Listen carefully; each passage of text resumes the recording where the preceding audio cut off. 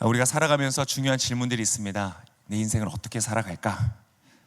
어떠한 결정이 옳은 일일까? 그러한 고민들을 많이 하죠. 근데 그러한 일을 할 때 또 중요한 질문이 지금 내 삶을 어떻게 해석하느냐도 굉장히 중요합니다. 내 삶에 일어나는 일들을 어떻게 해석할까? 왜 이러한 일이 일어날까? 내 삶은 왜 이럴까? 왜 이러한 경험들이 있을까? 이러한 질문들에 대해서 어떻게 대답을 하고 접근해야 할 것인가? 그것은 오늘 본문을 통해서 볼 수 있습니다. 오늘 사도행전을 보죠. 사도행전은 성도행전입니다. 믿는 사람들이 예수님을 따랐던, 그러니까 복음서는 예수님의 행전이죠. 예수님이 어떻게 사셨고 어떻게 생각하고 어떻게 판단하고 어떻게 결정하고 그걸 볼 수 있다면, 사도행전은 그 예수님을 따랐던 사람들이 어떻게 그 길을 걸어갔는가를 보여줍니다. 그래서 어떻게 보면 우리가 어떤 표본처럼 볼 수 있는 그런 좋은 책이 이 사도행전이다 볼 수 있습니다. 자, 이 사도행전에서 우리가 믿는 자, 하나님을 믿고 따르는 자의 삶의 특징을 하나 발견하게 됩니다. 오늘 본문에서요. 같이 한번 읽어볼까요? 29절의 말씀 같이 한 목소리로 읽겠습니다. 그러니 주여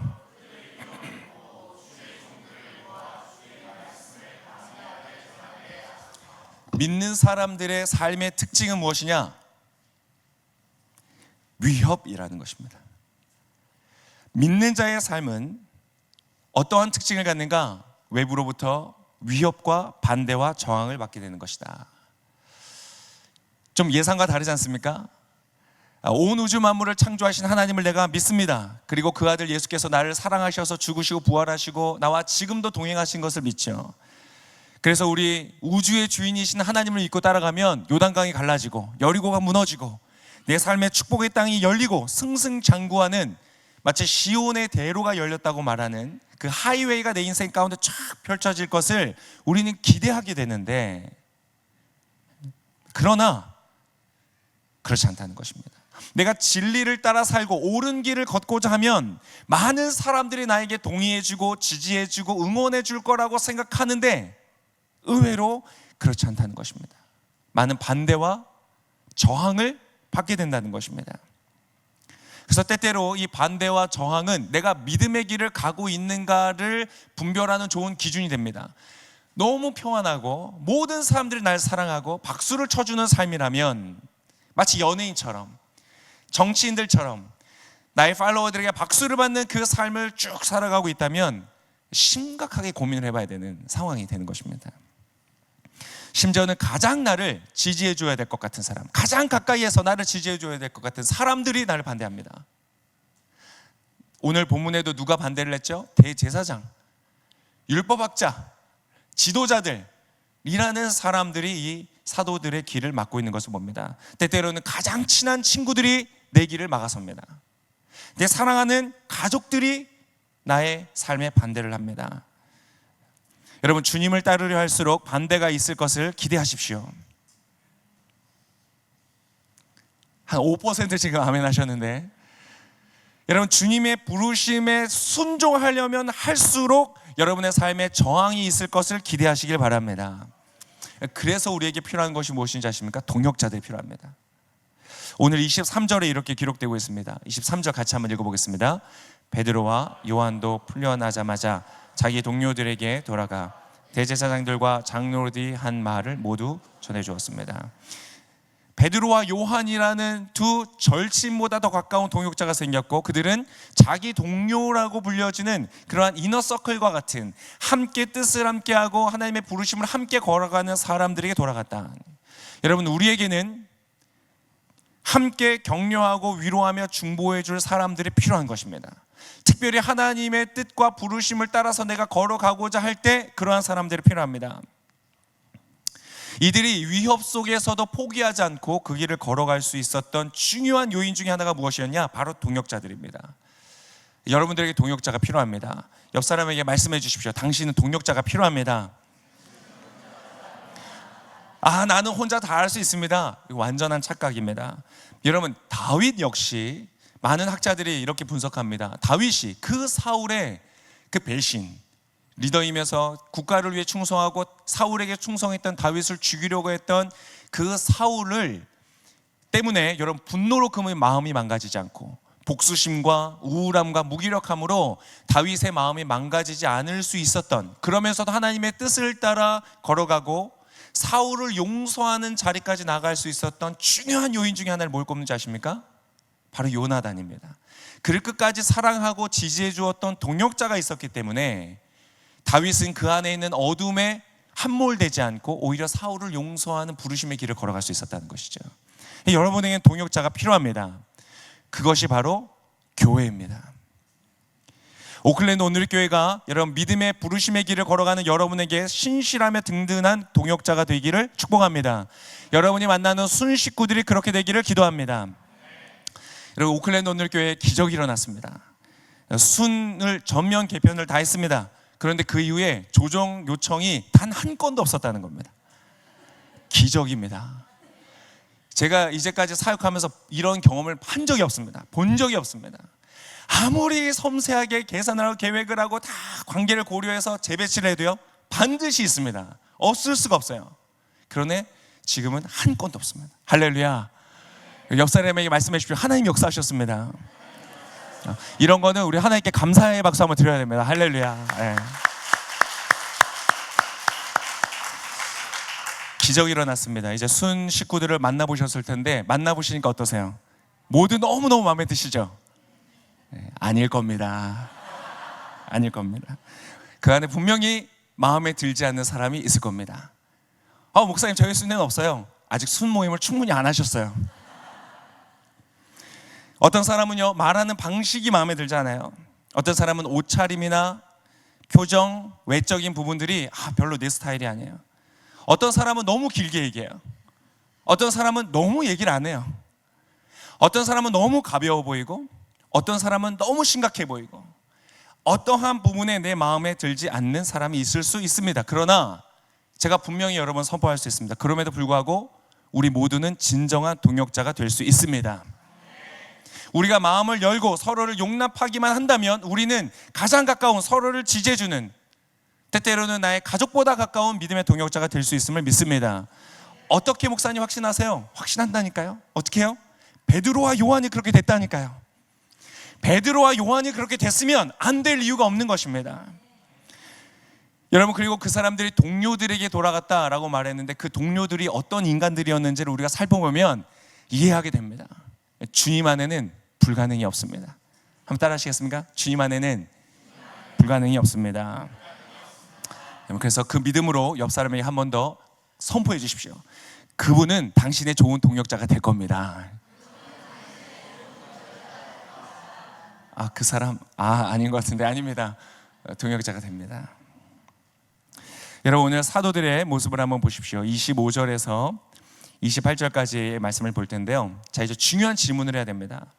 이렇게 반대하고 위협이 있는 상황 속에서도 내 삶의 길이 구부러지지 않고 어떻게 반듯하게 갈 수 있는가? 어떻게 내가 옳은 것을 분별하여서 더 좋고 나에게 의미 있으며 가치 있는 것을 선택할 수 있는가? 우리 모두가 우리 인생을 처음 가보잖아요. 나의 인생의 오늘은 내가 인생 속에 처음 경험하는 일들이죠. 내 자녀들은 늘 같은 자녀인 것 같지만 어느 날 문득 보면 내가 알던 그 자녀가 아닌 것을 발견하게 되죠. 우리는 늘 처음 만나는 길들을 경험합니다. 그때에 우리는 도대체 무엇을 기준으로 이것을 분별하여 선택해야 될까? 그 모습이 오늘 본문 속에 나타납니다. 25절에서 28절 한 목소리로 같이 읽겠습니다. 주께서는 주의 종 입을 통해 성령으로 말씀하셨습니다. 어째서 민족들이 분노하며 사람들이 헛된 음모를 꾸미는가? 세상의 왕들이 일어나고 통치자들이 함께 모여 주와 그분의 그리스도를 대항하고 있구나. 그런데 정말 헤롯 안티파스와 본디오 빌라도가 주께서 기름 부으신 거룩한 종 예수를 반대하며 음모를 꾸미려고 그들을 이 땅에서 만났던 것입니다. 그들이 이룬 것뿐입니다. 여러분, 놀랍지 않습니까? 지금 무슨 일이 일어나고 있는가? 사도들 앞에 예수 그리스도의 부활을 전하고 복음을 전하는 자리에서 만나는 강력한 저항과 위협의 사건을 여러분 시편 2편에 쓰여진 다윗의 시로서 해석하고 있다는 것입니다. 여러분, 이것은 거의 지금 일어나고 있는 이 사건 내 1000년 전에 쓰여진 책입니다. 1000년 전에 쓰여진 글로서 지금 내가 마주하고 있는 상황을 해석하고 있는 것입니다. 여러분, 이것이 바로 말씀의 능력입니다. 하나님의 말씀은 시대를 뛰어넘어서 지금 살아가고 있는 나의 삶을 해석하는 기준과 틀을 제공해 주는 것입니다.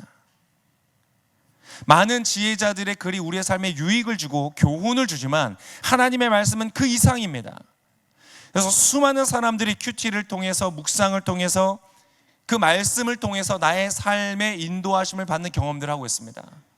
아마 선교지 나가서 많이 경험했을 거예요. 많은 사람들이요, 하나님을 향해서 귀를 기울일 때에 말씀으로 내 삶을 인도하는 것을 경험합니다. 간증들이 너무 많습니다. 그 중에 하나를 들려드리겠습니다. 오클랜드 온누리교회가 지금 그 일들을 경험하고 있죠. 저와 함께 경험하고 계십니다. 이 취임 후에 하나님께서 어떠한 말씀으로 우리에게 축복하셨냐면 여호수아의 말씀으로 주셨습니다. 요단강이 갈라지고 여리고가 무너지고 믿음으로 내딛는 그 땅을 너에게 줄 것이다 라고 하는 승리의 말씀을 주셨는데 그 말씀이 이루어지고 있습니다. 할렐루야. 많은 분들의 간증이, 많은 분들의 삶에서 그 역사가 일어나고 있다고 간증하고 있는 것입니다. 그리고 생명의 삶을 통해 잠언의 말씀을 주셨죠. 지혜와 통찰력에 대해서 말씀해 주시면서 특별히 지혜로운 논의의 중요성에 대해서 말씀해 주셨습니다. 여러분, 그것이 이루어지고 있습니다. 비전위원회에서, 순장 리더십 모임에서, 우리 교육자 회의에서 그러한 지혜로운 논의들이 이루어지면서 현명한 결정들을 우리가 할 수 있도록 이끌어가고 있습니다. 중요한 순간마다 그 논의를 통해서 좋은 결정들이 이루어지고 있습니다. 순개편은 어떻게 했습니까? 저희가 개편을 앞두고 있을 때 사도행전 1장을 통해서 하나님께서 우리에게 말씀을 주셨죠. 마띠아 사도를 뽑는 자리에서 제비를 뽑아 세우는 것을 하나님께서 말씀해 주셨습니다. 그 말씀을 따라서 우리가 따라갔을 때 지금 기적을 경험하고 있지 않습니까?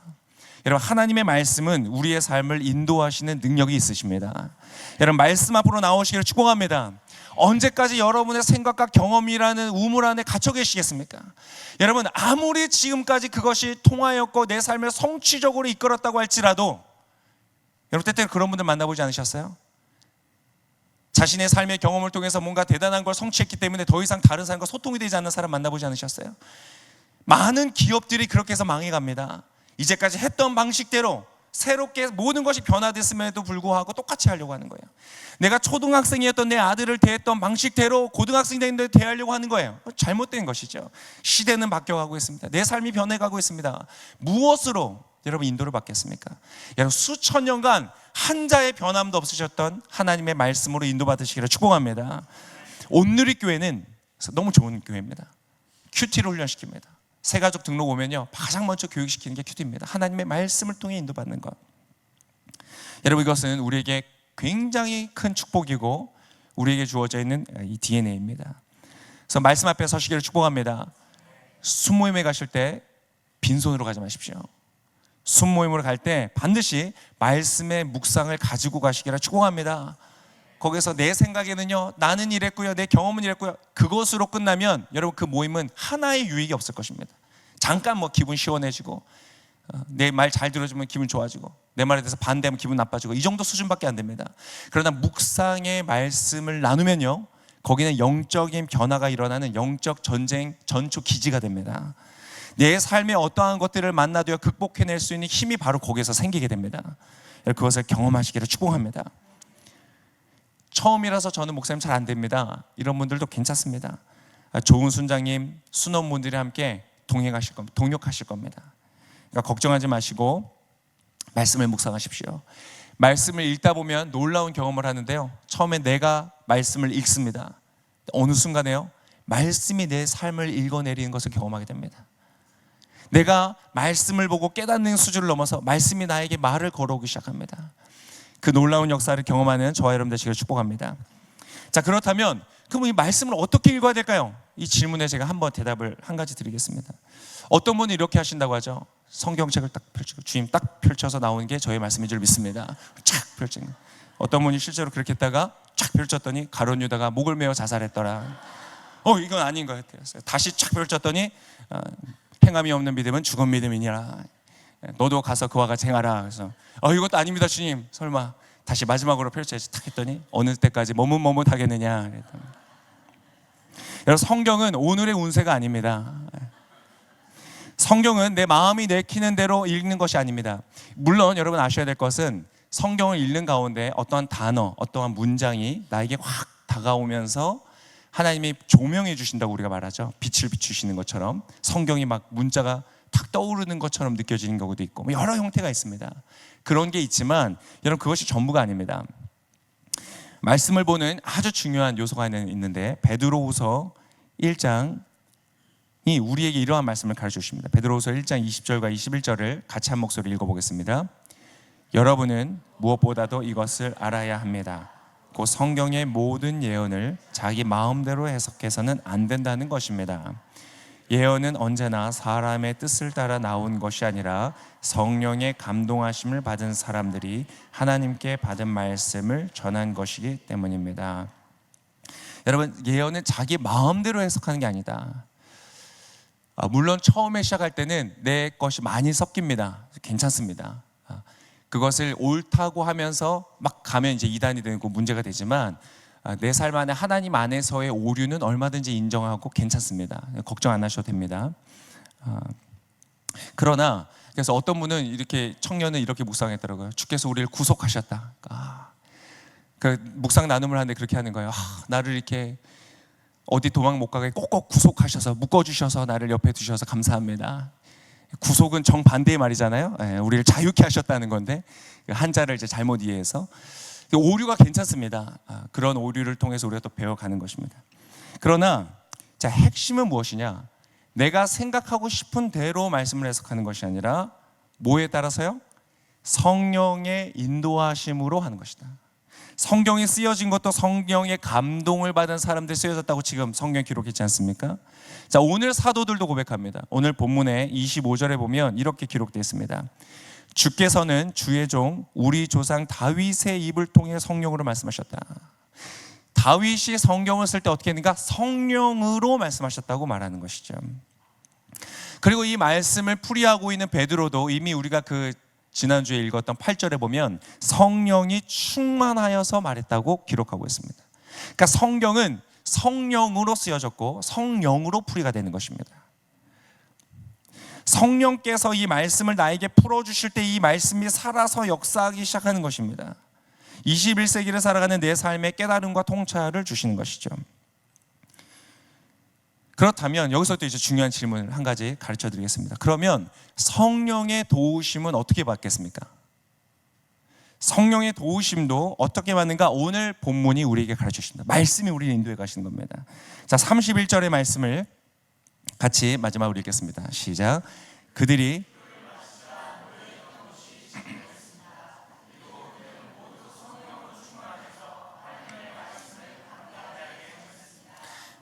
성령으로 충만해져서 나아가게 되었던 가장 핵심적인 그 동기, 원인이 무엇이었습니까? 기도였다는 것이죠. 그들이 기도를 마치자 성령의 충만하신 역사가 일어났다. 기도할 때 성령께서 일하십니다. 기도는 어떠한 것이냐? 무언가 결핍된 사람이 그것이 없기 때문에 달라고 요청하는 행위를 기도라고 말합니다. 그래서 기도는요, 언제 하게 되냐면 내가 부족하구나라는 것을 깨닫고 인정할 때에 기도를 하게 됩니다. 내가 부족하구나라는 것을 아는 것을 우리는 지혜라고 부르고요, 그것을 내가 인정하는 것을 겸손이라고 말합니다. 그래서 여러분 아십니까? 기도를 안 하는 이유는요, 바빠서가 아닙니다. 시간이 없어서가 아닙니다. 교만해서 안 하는 겁니다. 내가 없다는 것을 인정하거나 그것을 하나님 앞에 나아가서 아뢰일 줄 모르는 그러한 지혜나 겸손이 없을 때 우린 기도를 하지 않습니다. 여러분, 기도의 자리에 나오시기를 축복합니다. 예수님조차 그의 사역을 감당하기 위하여서 밤을 새워가며 주 앞에서 기도했습니다. 여러분, 오늘 이 말씀을 통해서 저와 여러분의 삶을 비추시는 이 음성의 귀를 기울이시길 축복합니다. 우리 옆 사람에게 한 번 더 말씀하시겠습니다. 잠을 깨십시오. 두 분을 위해서 제가 이거 시켜드린 겁니다. 여러분, 이제 지금까지 주무셨어도 괜찮습니다. 자, 지금 집중하시면 됩니다. 지금 이제 말씀을 마무리하겠습니다. 오늘 말씀을 통해서 하나님이 우리에게 비추어 주시는 그 음성이 무엇이냐? 자, 여러분 지금 여러분이 당장 해야 될 것, 지금 시작해야 될 것 무엇이다? 기도라는 것입니다. 여러분이 기도하면 어떻게 되는가? 성령께서 여러분과 함께 하실 것입니다. 그리고 여러분 그 인도하심 안에서 말씀을 펼치십시오. 그러면 성령께서 여러분의 그 말씀을 깨닫게 하실 겁니다. 그냥 단순히 그 말씀의 내용을 깨닫는 것이 아니라 그것이 내 삶을 비추고 내가 어떻게 내 삶을 걸어가야 할지를 인도해 주실 것입니다. 그때에 저와 여러분을 통하여 놀라운 하나님의 역사가 일어날 줄 믿습니다. 분별이 되고 내 인생이 해석이 되고 내가 나아갈 길이 열리게 되는 것입니다. 이 놀라운 역사를 경험하시는 저와 여러분, 그리고 이번 한 주의 삶이 되시기를 예수님의 이름으로 축복합니다.